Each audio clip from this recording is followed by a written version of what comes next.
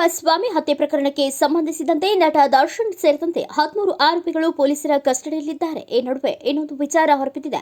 ನಟ Darshan farm house manager 2 ತಿಂಗಳ ಹಿಂದೆ ಆತ್ಮಹತ್ಯೆಗೆ ಶರಣಾಗಿದ್ದು, ಈ ವಿಚಾರ ತಡವಾಗಿ ಬೆಳಕಿಗೆ ಬಂದಿದೆ. 35 ವರ್ಷದ ಶ್ರೀಧರ್ ಆತ್ಮಹತ್ಯೆ ಮಾಡಿಕೊಂಡ ವ್ಯಕ್ತಿ. ಇವರು ದರ್ಶನ್ ಬಳಿ ಹಲವು ವರ್ಷಗಳಿಂದ ಕೆಲಸ ಮಾಡಿಕೊಂಡಿದ್ರು. ಏಪ್ರಿಲ್ 17ರಂದು ಆತ್ಮಹತ್ಯೆಗೆ ಶರಣಾಗಿದ್ದಾರೆ. ಆನೇಕಲ್ ತಾಲೂಕಿನ ಬಗ್ಗನದೊಡ್ಡಿಯಲ್ಲಿರುವ ದುರ್ಗಾ ಫಾರ್ಮ್ ಹೌಸ್ನಲ್ಲಿ ಘಟನೆ ನಡೆದಿದೆ. ಶ್ರೀಧರ್ ಸಾಯುವ ಮುನ್ನ ಬರೆದಿಟ್ಟಿರುವ ಡೆತ್ ನೋಟ್ ಕೂಡ ಪತ್ತೆಯಾಗಿದೆ.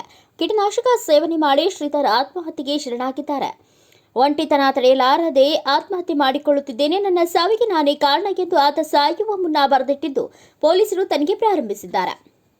ಮೃತದೇಹ ಕಂಡ ಮ್ಯಾನೇಜರ್ ಸ್ನೇಹಿತರೊಬ್ಬರು ಪೊಲೀಸರಿಗೆ ಮಾಹಿತಿ ನೀಡಿದ್ರು. ಫಾರ್ಮ್ ಹೌಸ್ ಪಕ್ಕದಲ್ಲಿ ರಕ್ತಕಾರಿ ಶ್ರೀಧರ್ ಸಾವನ್ನಪ್ಪಿದ್ರು ಎನ್ನಲಾಗಿದೆ. 2 ಎಕರೆ 36 ಗುಂಟೆ ಪ್ರದೇಶದಲ್ಲಿರುವ ದುರ್ಗಾ ಫಾರ್ಮ್ ಹೌಸ್ನ ಕಲ್ಲು ಬಂಡೆಯ ಮೇಲೆ ಶ್ರೀಧರ್ ಮೃತ ದೇಹ ಪತ್ತೆಯಾಗಿತ್ತು. ಘಟನೆ ಸಂಬಂಧ ಆನೇಕಲ್ ಪೊಲೀಸ್ ಠಾಣೆಯಲ್ಲಿ ಯುಡಿಆರ್ ಪ್ರಕರಣ ದಾಖಲು ಮಾಡಿಕೊಳ್ಳಲಾಗಿತ್ತು. ಡೆತ್ ನೋಟ್ನಲ್ಲಿ ಏನಿದೆ? ನನ್ನ ವೈಯಕ್ತಿಕ ಕಾರಣದಿಂದ, ಅಂದರೆ ಒಂಟಿತನದಿಂದ ಬೇಸತ್ತು ನಾನು ಇವತ್ತು ಸಾಯುತ್ತಿದ್ದೇನೆ. ನನ್ನ ಸಾವಿಗೆ ನಾನೇ ಕಾರಣ. ದಯವಿಟ್ಟು ಯಾರಿಗೂ ತೊಂದರೆ ಕೊಡಬೇಡಿ.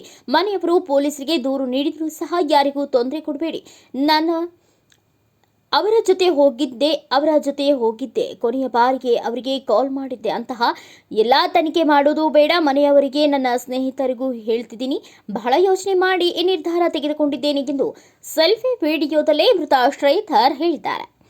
ರೇಣುಕಾಸ್ವಾಮಿ ಹತ್ಯೆ ಪ್ರಕರಣದ ತನಿಖೆ ನಡೆಸುತ್ತಿರುವ ಪೊಲೀಸರು ಇಂದು ಸ್ಥಳ ಮಹಾಜರಿಗಾಗಿ ದರ್ಶನ್ ಸೇರಿದಂತೆ ಇತರೆ ಆರೋಪಿಗಳ ಪೊಲೀಸರು ಮೈಸೂರಿಗೆ ಕರೆದುಕೊಂಡು ಹೋಗುತ್ತಿದ್ದಾರೆ ಎಂದು ತಿಳಿದುಬಂದಿದೆ.